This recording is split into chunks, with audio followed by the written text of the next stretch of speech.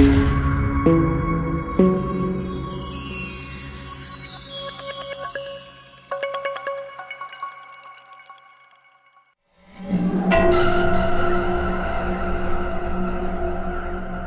वालेकुम। मेरे चैनल सच्ची कहानियाँ में खुश आमदीद। उम्मीद करती हूँ कि आप सब खुश होंगे और खैरियत से होंगे। आज की एक खौफनाक कहानी आपकी खिदमत में पेश करूंगी, लेकिन इससे पहले आपसे गुजारिश है कि मेरे चैनल को लाइक कीजिए, सब्सक्राइब कीजिए और बेल आइकन को लाजमी क्लिक कर लीजिए ताकि आपको मेरी कहानियाँ इसी तरह से मिलती रहें। और हाँ, ये भी लाजमी बताया कीजिए कि आप किस शहर या मुल्क से मेरी आवाज़ सुन रहे हैं। तो चलें शुरू करते हैं आज की कहानी। आज बहुत ज्यादा गर्मी थी। ऐसा लग रहा था कि सूरज सवा नेज़े पर आ गया है, जिस्म में जैसे आग लगी हुई हो। इस कदर गर्मी मैंने पहले कभी महसूस नहीं की। हर जी नफ्स बेहाल था। जोहरा ने हाँफते हुए बहुत सी पुरानी हवेली का आहनी जंग आलूद गेट खोलने के लिए बड़े से ताले में पुरानी चाबी घुमाई। ताला एक खटके से खुल गया। जोहरा ने चिड़चिड़ करती कुंडी को खोलकर गेट खोला और हवेली के अंदर दाखिल होकर गेट बंद कर दिया। आज जरूर कुंडी को तेल लगाऊंगी, उसने खुद कलामी की। वो जब कभी हफ्तों बाद इधर का रुख करती तो इसी तरह खुद कलामियां करते हुए मुख्तलिफ कामों को करने का इरादा बांधती। ये अलग बात है कि उसने कभी वो काम किए नहीं। वो पाँव घसीटती हुई आगे बढ़ी और हवेली के बरामदे और गैराज का हाल देखकर सर पे हाथ मारकर बोली, लो जी, इस कदर गंदा हो गया है। सारी दोपहर हो गई यहाँ। क्या पता था जो परसों आंधी ना आती और सफाई करना आसान हो जाता। जरा भी कहीं धूल नजर आई तो मालकन का खांस खांस कर बुरा हाल हो जाना है। खैर, इसका तो जो हाल होना है, मेरी शामत अलग आ जाएगी। नाक चढ़ाकर वो कहने लगी, जोहरा, तुम काम पर ध्यान क्यों नहीं देती? लेती हूँ मैं अभी तुम्हारी खबर। कहूंगी मलिक साहब से नौकरानी बदले। आखिर में उसने अपनी मालकिन की नकल उतारी और फिर तमाम कमरों के दरवाजे बारी बारी खोल दिए। हर शे की हालत अबतर थी। कमरे के रोशनदानों और दरवाजों की दर्जों से राह बनाकर गर्दो गुबार ने तह जमा दी थी। ओह, ये सारा स्यापा मैंने ही तो खत्म करना है। एक तो मालकों का भी कोई जवाब नहीं। रहना सहना, खाना पीना, कमाना पढ़ना, सारा कुछ शहर में। बस अपने बुजुर्गों का खत्म यहाँ गांव में करना जरूरी है। बंदा पूछे, सवाब तो हर जगह से पहुंच जाता है, इधर ही आना जरूरी क्यों है? इस उम्र में कहाँ मुझसे इतनी दौड़ें लगाई जाती हैं। हाय अल्लाह। फिर जोहरा ने खुदा का नाम लेकर काम शुरू किया। दरअसल 2 दिन बाद शाहजी के वालिदैन और दादा दादी की बरसी का खत्म था। वो अपने वालिदैन की अकलौती औलाद थे। वैसे तो वो यहीं पले बड़े थे, मगर फिर बिजनेस के चक्कर में शहर जा बसे और वहीं शहरी लड़की से शादी कर ली, जिसने गांव आना बिल्कुल भी पसंद ना किया। उसने साफ इनकार कर दिया कि मैं गांव में नहीं रह सकती। लेकिन वो हर साल वक्त मुकर्ररा पर गांव का रुख करते और तमाम फौज शुदगान का ख़त्म दिलाकर अपने तई फर्मा बरदार औलाद होने का सबूत देते थे। हालांकि उनके वालिदैन और दादा दादी मुख्तलिफ तारीखों और साल में फौत हुए थे, वो फिर भी एक ही बार में सारा काम तमाम कर जाते और सिर्फ 2-4 दिन मुश्किल से यहाँ गुजारते, क्योंकि उनकी नकचड़ी बीवी को यहाँ रहना बिल्कुल पसंद नहीं था। हवेली की देखभाल के लिए उन्होंने काबिल एतमाद औरत रखी हुई थी, जो नस्ल दर नस्ल इस हवेली के लोगों की खिदमत भी करती थी और देखभाल भी। शाहजी ने अपने होशो हवास में खाला जोहरा को ही इस हवेली में पाया। वो उसका एहतराम भी करते थे और उसकी पूरी पूरी माली मुआवनत भी करते थे। हवेली की चाबियां जोहरा के पास ही होती थी। जोहरा वैसे तो बड़ी ईमानदार औरत थी, मगर जरा सुस्त थी। वैसे भी उम्र के इस हिस्से में उसे जोड़ों का दर्द था, शुगर अलग थी। वो काम भला कहाँ कर सकती थी, लेकिन गुर्बत की मारी को आखिरकार काम करना ही पड़ता था। और वो ऊपरी ऊपरी झाड़ पोंछ करती, मगर आज तो सारी काहली को दूर करना ही पड़ना था, वरना शाहजी की बेगम ने जान को आ जाना था। जोहरा ने कमर कस ली और दिन का बेशतर हिस्सा पूरी हवेली की सफाई में गुजार कर ही दम लिया। अब वो बहुत ज्यादा थक चुकी थी, नहाकर कपड़े बदलना चाहती थी। जोहरा ने वक्त देखने के लिए दीवार गिर गोसीदा घड़ी पर नजर डाली। घड़ी दोपहर के 4 बजा रही थी और वो यहाँ सुबह 10 बजे आई थी। खैर, उसे भूख भी बहुत लग रही थी। उसने सोचा कि घर जाऊंगी तो ना जाने मेरी मनहूस बहू ने कुछ पकाया भी होगा कि नहीं। کاش یہیں کچھ کھانے کو مل جائے۔ سوچا کچن میں جا کر دیکھتی ہوں، شاید کچھ کھانے کو پڑا ہو، کیونکہ جب بھی صاحب لوگ شہر سے یہاں آتے تھے تو اپنے ساتھ ہی اپنا کوک اور باقی نوکر بھی لے آتے تھے، اور 3-4 دن میں کافی سامان بھی یہاں پر موجود ہوتا تھا۔ پھر وہ لوگ واپس چلے جاتے تھے اور سامان یہیں کچن میں پڑا رہتا تھا، جو کہ زہرہ ہی اکثر یہاں پر استعمال کرتی تھی۔ وہ جب بھی صفائی کرنے کے لیے آتی تھی تو کچن سے کافی چیزیں نکال کر کھاتی رہتی تھی۔ خیر، وہ گھٹنوں پر ہاتھ رکھ کر آہستہ آہستہ پہلے کمرے کی طرف بڑھی تاکہ نہا دھو کر کپڑے بدل لے۔ یہ شاہ جی اور ان کی بیگم کا کمرہ تھا، جس کا نام ناصرہ تھا۔ وہ جب کبھی بھی یہاں ٹھہرتے بچوں کے لیے دوسرا کمرہ ہوتا۔ ناصرہ اپنے اکثر کپڑے یہیں بھول جاتی تھی اور زہرہ کی موج ہو جاتی تھی، کیونکہ نئے کپڑے مفت میں ہاتھ لگتے تھے، جن کے بارے میں کبھی پلٹ کر ناصرہ نے پوچھا نہیں تھا، کیونکہ اس کے پاس دولت ہی بے تحاشا تھی۔ خیر، اس نے وہاں سے گرے رنگ کا ایک نیا جوڑا نکالا اور پہنا۔ بس یہی ایک چھوٹی سی بےایمانی تھی جو وہ اکثر کرتی تھی۔ تر و تازہ ہونے کے لیے وہ بیڈ رومز کے ساتھ ہی باتھ روم میں گھس گئی۔ تقریباً آدھے گھنٹے وہ مزے کے ساتھ نہائی اور اس کے بعد اپنے میلے کپڑے شاپر میں ڈالے۔ اب اس کا رخ کچن کی طرف تھا۔ سب سے پہلے اس نے ایک چھوٹا سا کیک، جو خشک کیک ہوتا ہے، وہ پڑا ہوا تھا، وہ کھایا۔ پھر کچھ بسکٹ کے پیکٹ کھائے اور پھر چائے بنا کر اپنے لیے لے آئی۔ وہ کافی تھکی ہوئی تھی۔ خیر، جیسے ہی اس نے چائے کپ میں انڈیلی اور دیچکی دھونے کے لیے نل کی طرف ہاتھ بڑھایا تو نل کی ٹوٹی خود بخود ہی کھل گئی، مگر وہ ایک دم خوفزدہ ہو گئی۔ پھر اس نے سوچا میرا وہم ہے، میرا ہی ہاتھ لگا ہوگا۔ زہرہ نے دیچکی دھوئی اور وہیں رکھ دی اور ٹوٹی بند کر دی۔ وہ حویلی میں پیش آنے والے ان واقعات کی عادی تھی۔ اس کی جگہ کوئی اور ہوتا تو گھبرا کر سرپٹ بھاگ جاتا، حویلی سے نکل جاتا اور آئندہ اس حویلی میں کسی صورت نہ آتا، مگر زہرہ کی بات دوسری تھی۔ وہ ان واقعات سے لطف اندوز ہوتی تھی۔ ابھی بھی اس نے کپ میں چائے انڈیلتے ہوئے مسکرا کر ہی کہا تھا کہ میں بھی کہوں میری سہیلی نے آج اپنی موجودگی کا احساس کیوں نہیں دلایا۔ چلو، مجھے پتہ چل گیا، میں اتنی بڑی حویلی میں اکیلی نہیں، کوئی میرے ساتھ ہے۔ پھر وہ چائے کا کپ اٹھا کر برآمدے سے گزرتی ہوئی ایئر کنڈیشن والے کمرے میں جا بیٹھی۔ یہ کمرہ کبھی شاہ جی کے دادا ملک نور اللہ کے استعمال میں تھا۔ زہرہ کا جسم فرحت حاصل کرنے لگا، گرمی گویا بھاگ گئی۔ اس نے صوفے پر بیٹھ کر سامنے میز پر یوں پیر پسارے کہ وہی اس گھر کی اصل مالکن ہے۔ سامنے دیوار پر ملک نور اللہ کی قدادم پرانی بلیک اینڈ وائٹ تصویر فریم میں ٹنگی ہوئی تھی۔ بڑی بڑی جلالی آنکھوں میں سرخی دوڑ رہی تھی۔ بل کھاتی ہوئی گھنی مونچھوں کے نیچے بھاری لب خاموش تھے۔ باروک چہرے کے خد و خال بھی عجیب طرح کی سختی تھی۔ زہرہ کو پہلی بار اس تصویر کو دیکھ کر کچھ عجیب سا محسوس ہو رہا تھا۔ اس نے تصویر سے نظریں ہٹائیں اور گھونٹ گھونٹ چائے پینے لگی۔ چائے بہت لذیذ تھی، مگر یہ مزہ خوف نے برابر کر دیا تھا۔ زہرہ حیران تھی کہ آج اسے کیا ہو گیا ہے۔ اس نے کپ میز پر رکھا اور میز پاؤں سے ہٹا کر جوتیاں پہننے لگی۔ کھوں کھوں کرتی ہوئی کھڑی ہوئی۔ اس کے کانوں میں کھانسی کی ایک اور آواز بھی پڑی۔ اس نے پھر ہلکی سی کھانسی لی، لیکن ساتھ ہی کوئی اور بھی کھانسا۔ وہ ایک دم خوفزدہ ہو گئی۔ یہ کون کھانس رہا ہے؟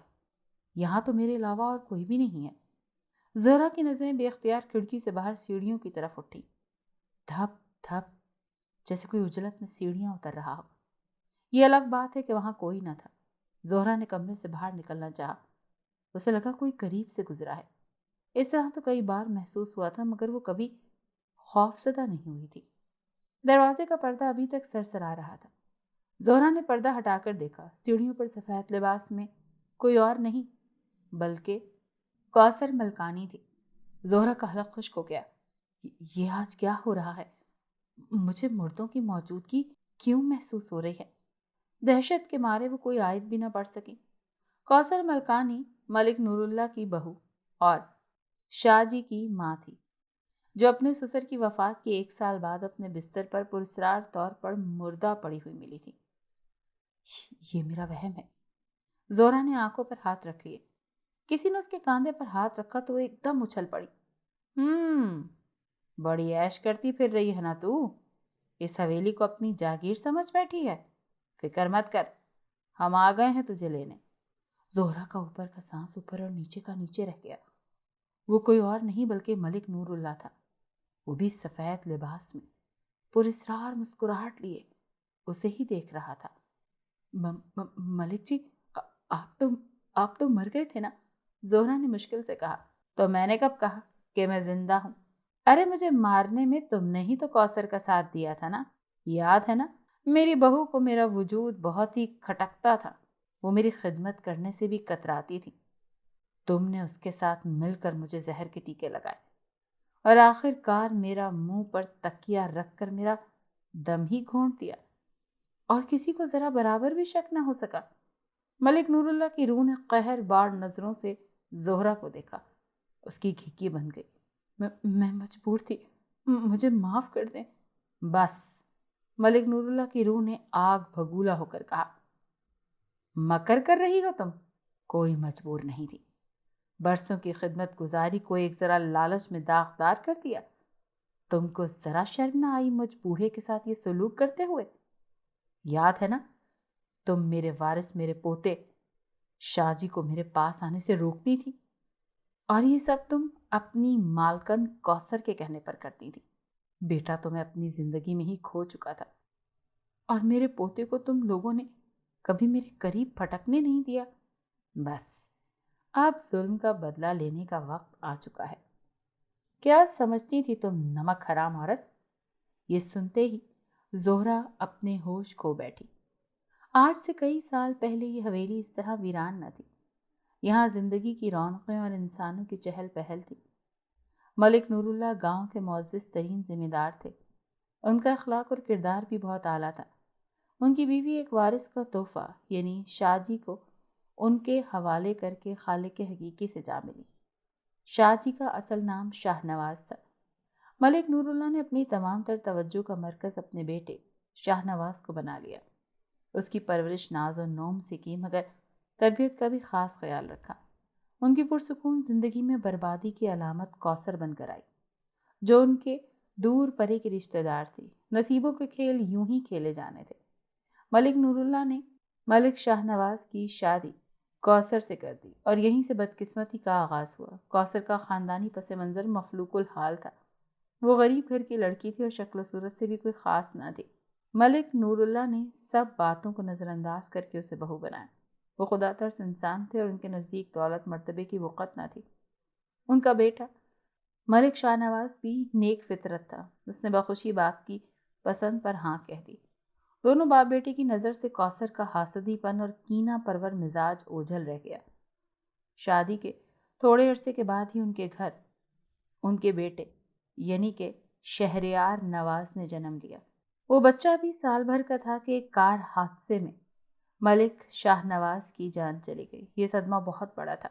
मलिक नूरुल्लाह की गोया कमर टूट कर रह गई। वो बिस्तर से लग कर रह गए। ज़मीनों का काम काबिल एतमाद मुंशी और मज़ारों पर पड़ गया, और आहिस्ता आहिस्ता कौसर बेगम ने इन मामलात में दिलचस्पी लेना शुरू कर दी। आगाज़ के चंद माह सोख में गुजारने के बाद उसकी शातिर तबीयत ने रंग जमाना शुरू कर दिए। ससर की गिरती हुई सेहत की उसे कोई परवाह न थी। दुनिया दिखावे के लिए उसने अच्छे अच्छे अस्पतालों में मलिक नूरुल्लाह का इलाज करवाया, मगर वो तंदुरुस्त ना हो सके। आखिरकार उन पर फालिज का शदीद हमला हुआ। कौसर बेगम ने आए बहाने से कागजात पर ज़मीनों की मलकियत के लिए उनसे दस्तखत करवा लिए। जब मलिक नूरुल्लाह पर फालिज का हमला हुआ तो उसने शुक्र किया कि वो कभी भी उनके करतूतों को न जान सकेंगे। वो सारा दिन चुपचाप साकित अपने बिस्तर पर पड़े रहते। उनकी देखभाल के लिए 15 साल लड़के का इंतज़ाम किया गया, जो उनकी देखभाल करने के काबिल न था। उसकी मुआवन जोहरा थी, जो सिर्फ ऊपरी ऊपरी ख्याल रखती। उसने कभी भी वक्त पर मलिक नूरुल्लाह को खाना और दवा नहीं दी थी, और कुछ कौसर की तरफ से ढील थी। उसे मालूम था कि मलिक नूरुल्लाह की बहू ससुर से छुटकारा चाहती है। मलिक नूरुल्लाह अपने पोते को देखने के लिए तरसते थे, मगर कौसर बेगम ने सख्ती से मना कर रखा था कि खबरदार जो शहरयार को बूढ़े के पास फटकने भी दिया, क्योंकि उसको तो न जाने कौन कौन से जरासीम लग चुके हैं। बलगमी बूढ़ा कहीं का। जब बहू को कोई परवाह न थी तो जोहरा को क्या पड़ी थी परवाह करने की। उसने ये भी न सोचा कि मलिक नूरुल्लाह के उसके खानदान पर बड़े एहसानात थे। कौसर बेगम मोहलिक जहर के टीके खुद मलिक नूरुल्लाह के वजूद में पैवस करती थी। वो चाहती थी कि ये जहर आहिस्ता आहिस्ता उस पर असरअंदाज हो और ये भुट्टा उसकी ज़िंदगी से निकल जाए। پھر ایک روز کوثر بیگم اس سے بھی تنگ آ گئی، کیونکہ اسے لگ رہا تھا کہ یہ زہر بہت ہی آہستگی سے اثر کر رہا تھا، اور اگر وہ اس زہر کے اثر کرنے کے انتظار میں یوں ہی بیٹھی رہتی تو شاید عمر گزر جاتی، لیکن بڈھا اتنی سخت جان تھا کہ مرنے کا نام نہ لیتا۔ تو لہٰذا پھر ایک روز کوثر بیگم کو ایک مشورہ دیا گیا، اور وہ دیا زہرا نے، کیوں نہ اس بلغمی بوڑھے کو ایک ہی بار موت کے گھاٹ اتار دیا جائے۔ زہرا مکاری سے بولی، یہ کون سا مشکل کام ہے بی بی جی، بس زہر کی مقدار زیادہ کر دیں۔ کوثر بیگم نے سر ہلایا، مگر میں اس کو اپنے سامنے تڑپتے دیکھنا چاہتی ہوں، سانپ بھی مر جائے اور لاٹھی بھی نہ ٹوٹے۔ تم جانتی ہو کہ اب تو میرا بیٹا شہریار بھی بڑا ہو گیا ہے، اس کا خون جوش مارتا ہے۔ یہ تو میں نے اسے ملک نور اللہ کے ظلم اور زیادتی کے جھوٹے قصے سنا سنا کر اس سے متنفر کر دیا۔ یہ بھی شکر ہے کہ اس نے ہاسٹل میں رہ کر پڑھنے پر اعتراض نہیں کیا۔ بس مجھے اس موذی سے نجات چاہیے، اس کی شکل پر نظر پڑتے ہی میرے تن بدن میں آگ لگ جاتی ہے۔ میرا شوہر تو نہ جانے کب کا مر کھپ گیا، لیکن یہ بھٹا مرنے کا نام ہی نہیں لیتا۔ یہ مرے تو میری جان چھوٹے۔ میرا دل کرتا ہے کہ میں اس کے گلے کو اپنے ہاتھوں سے دبا کر ختم کر دوں۔ تو پھر زہرا نے سوال کیا، پھر یہ کہ آج رات اس کا کام تمام کر ہی دیتے ہیں، کوثر نے خباثت بھرے لہجے میں کہا۔ رات کے تقریباً 12 بجے منصوبے کے مطابق وہ دونوں ملک نور اللہ کے کمرے میں آئے، جس کا مفلوج وجود زندوں میں شمار کیا جا سکتا تھا اور نہ ہی مردوں میں۔ ایسے انسان کو مارنا انتہائی پستی کی دلیل ہے، مگر شیطان جب آنکھوں پر پٹی چڑھا دے تو بھلے بھلوں کی عقل زائل ہو جاتی ہے۔ کوثر تو یوں ہی شیطان کی شاگرد تھی اور اسے اپنے سسر سے شروع ہی سے چڑ تھی۔ وہ اس وجود کا خاتمہ چاہتی تھی، ملک نور اللہ کی موت کی صورت میں۔ ان دونوں کو سامنے دیکھ کر ملک نور اللہ کی آنکھوں میں بے بسی سے آنسو آ گئے تھے، حلق سے غوں غاں کی آوازیں آنے لگیں۔ کوثر بیگم نے سریل اثر زہر سے بھرا انجیکشن ملک نور اللہ کی رگوں میں اتار دیا۔ ملک نور اللہ کے منہ سے جھاگ نکلنے لگی، وہ تڑپ رہا تھا جبکہ کوثر مطمئن تھی۔ پھر اس نے زہرا کو اشارہ کیا۔ زہرا سمجھ گئی۔ زہرا نے بے رحمی سے ملک نور اللہ کے سر کے نیچے سے تکیہ کھینچا اور منہ پر رکھ دیا۔ وہ پہلے ہی جان کونی کی اذیت میں تھا، مزاحمت نہ کر سکا۔ کوثر بیگم اور زہرا نے تکیے پر دباؤ ڈال کر ملک نور اللہ کو زندگی سے آزاد کر دیا، اور کسی کو شک بھی نہ ہوا۔ اور آج جب کہ اتنے برس بیت گئے، ملک نور اللہ کی روح زہرا کے سامنے تھی۔ زہرا کو ملک نور اللہ کی روح نے بیڈ کے اوپر عین اسی جگہ پر دھکا دیا جہاں کبھی وہ خود ساقط اور بے بس لیٹے ہوئے تھے۔ زہرا بے ڈول ہو کر گری تھی، اس کی قوت گویائی جیسے کھو کر رہ گئی، یا پھر توبہ کا دروازہ ہی بند ہو چکا۔ تمہیں یاد ہے نا، میرے مرنے کے بعد میری بہو اپنے بستر پر مردہ حالت میں پائی گئی تھی۔ مرنے سے پہلے وہ دہائی دیتی رہی کہ اسے کوئی مارنا چاہتا ہے۔ وہ کوئی میں تھا، جس طرح سے تم لوگوں نے مجھے تڑپا تڑپا کر مارا تھا۔ میری روح کو سکون نہیں ملا، اور مرنے کے بعد میری روح دوبارہ اپنے ہی گھر میں بھٹکتی رہی۔ میں انتقام چاہتا تھا۔ میں اس عورت کو کیسے چھوڑ سکتا تھا جس نے میرے بیٹے کے مرنے کے بعد میرے پوتے کو میرے قریب پھٹکنے نہیں دیا، میری ساری دولت جائیداد پر قبضہ کر لیا۔ ارے یہ دولت اور جائیداد تو پہلے ہی اس کی تھی۔ میں تو بوڑھا ہو چکا تھا، میں کس کے لیے جی رہا تھا؟ اپنے پوتے کے لیے۔ تو کیا میرا پوتا اس کا بیٹا نہیں تھا؟ اس کو اپنے بیٹے پر بھی اعتبار نہیں تھا؟ ساری دولت اپنے قبضے میں لے کر بیٹھنا چاہتی تھی، اور تو اور کسی انسان کو مارنے سے بھی اس نے دریغ نہیں کیا۔ زہرا یہ باتیں انتہائی خوفزدہ ہو کر سن رہی تھی۔ اسے یقین نہیں آ رہا تھا کہ اس کے سامنے ملک نور اللہ کی روح صحیح سلامت کھڑی ہے۔ انہوں نے بتایا کہ میری بہو اسی طرح رو رہی تھی، معافیا مانگ رہی تھی۔ تم جاننا چاہو گی کہ اسے کس طرح مارا؟ میں نے، جیسے تم لوگوں نے میرا گلا گھونٹا تھا، میں نے بھی یوں ہی تم کو خاموشی کی نیند سلانا بہتر سمجھا۔ ویسے تو میں تم لوگوں کو اذیت دے دے کر بھی مار سکتا تھا، خوف سے بھی مار سکتا تھا، لیکن میں اچھا انسان تھا اور مرنے کے بعد بھی میں نہیں چاہتا کہ کسی انسان کو تڑپا تڑپا کر مارا جائے، بھلے ہی وہ میرے قاتل کیوں نہ ہو۔ تو لہٰذا اب تم تیار ہو جاؤ، تمہیں زیادہ تکلیف نہیں دوں گا۔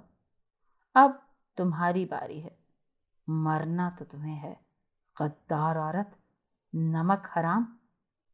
بہو تو غیر تھی، لیکن تم تو برسوں سے میرے خاندان کی خدمت کرتی آ رہی ہو۔ تمہارے خاندان پر ہمارے خاندان کو بہت بھروسہ تھا، لیکن تم نے بے وفائی کی۔ تمہیں کیا لگتا تھا کہ تم اس حویلی میں اسی طرح عیاشی سے پھرتی رہو گی اور کوئی پوچھنے والا نہیں ہوگا؟ اتنے برسوں سے میں تمہاری عیاشیاں دیکھ رہا تھا، مگر سوچ رہا تھا کہ شاید کبھی تم خدا کے حضور توبہ کر لو۔ رمضان کا آخری عشرہ چل رہا ہے اور شاید ایسے میں تمہیں حیا آ جائے۔ روزے رکھنا تو درکنار، تم تو انتہائی ڈھٹائی سے کھا پی رہی ہو۔ تمہارے جیسی عورت کو تو مر ہی جانا چاہیے، جس کو نہ اپنے کیے پہ کوئی ملال ہے اور نہ کسی مہینے کے تقدس کی کوئی فکر ہے۔ یہ کہہ کر ملک نور اللہ کی روح نے زہرا کی گردن دبوچ لی۔ اس کی آنکھیں باہر آ رہی تھیں، اسے ایسے لگ رہا تھا کہ اس کا سانس رک جائے گا۔ وہ انتہائی خوفزدہ تھی۔